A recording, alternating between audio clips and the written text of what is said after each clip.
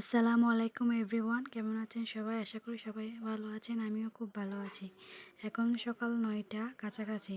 আমি কেবল নাস্তা করেছি, দেন এখন আসলাম বিছানা গোছাতে।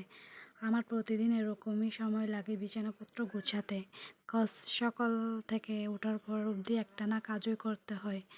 আমার রান্না বান্না, দেন মেয়েকে খাওয়ানো, হাজব্যান্ডকে গোছানো, এক দোকানে পাঠানো, এরপর একটু সময় পাই নিজেকে গোছানোর জন্য।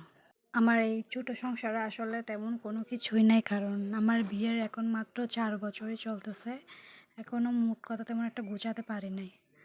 আর এদিকে আমি কথা বলতে বলতে ঘরটা মুছে নিচ্ছি, না হলে গাটা বারবার লাগে। তারপর আমি এখন আসলাম মাটি নিতে। আসলে এই জায়গার মাটিগুলো যেহেতু ভালো, তাই আমি এই জায়গার মাটিগুলো নিব চুলা লিপতে। আসলে কাজের ওপর কাজ, মোট কথা কাজ শেষই হয় না। যখন যেটা করার সময় পাই তখন ওটাই করে ফেলি। এই তো আমি মাটিগুলো নিয়ে ফেললাম, প্লাস এখানে কিছু আরও বালু অ্যাড করব। তারপর আমি আসছি এখন লিফতে। আসলে আমি আগে লিফতে জানতাম না, বাট এখন পারি। পরিস্থিতি মানুষকে অনেক কিছু শিখাই দেয়। বলে না বাবার বাড়িতে রাজরানী, পরের বাড়িতে চাকরানী? আমার ক্ষেত্রেও ঠিক তাই আর কি। আর এই যে আমি এদিক দিয়ে লিপা শেষ করেছি, আমি অর্ধেকই লিপেছি, কারণ এখন হচ্ছে বর্ষাকাল, একটু পর পরে হচ্ছে বৃষ্টি হয়, দ্যাটস ওয়াই আমি অল্প করে লিপে ফেলেছি, বাকি অর্ধেক রেখে দিয়েছি। এখন বাজে 12:30। আমি আর আমার যা আস্তে আস্তে মাড়ি করেছিলাম। এখানে মিষ্টি কুমড়া আর পুঁই শাক লাগাবো বলে আমি এখানে গোবর আর একটু মাটি দিয়ে মিক্স করে নিয়েছিলাম।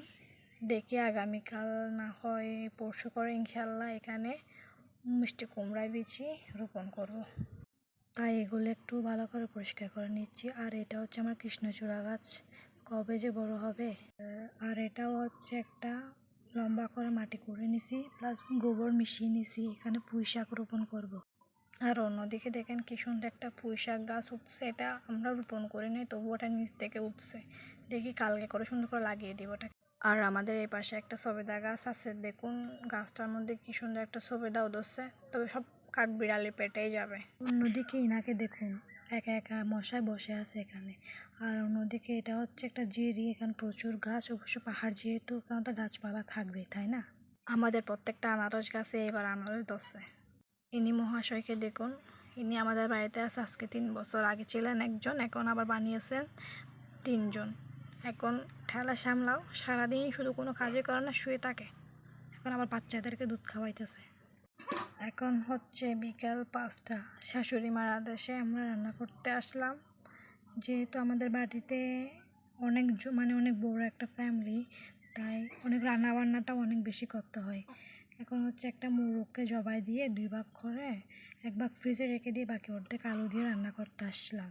আর জয়েন্ট ফ্যামিলির মধ্যে যাই রান্না হোক না কেন অনেক বেশি মজা লাগে, কারণ সবাই একসাথে থাকে, যেহেতু অনেক বেশি বেশি রান্না হয়।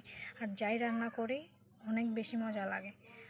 আর আমরা একটু তাড়াতাড়ি রান্না করে ফেলি, কারণ আমাদের দুজনে যেহেতু 2টা মেয়ে আছে, অনেক বেশি প্যারা দেয়, ওগুলো প্যারা নিতে পারি না। দ্যাটস ওয়াই আমরা মাগরিব খাওয়ার আগে রান্না করে ফেলি। ঠিক আছে, ভালো থাকবেন, সুস্থ থাকবেন, দেখা হবে পরের একটি ব্লগে। আর আমার ভিডিওতে যদি ভালো লাগে তাহলে অবশ্যই একটি সাবস্ক্রাইব করে দেবেন এবং লাইক কমেন্ট করে পাশেই থাকবেন।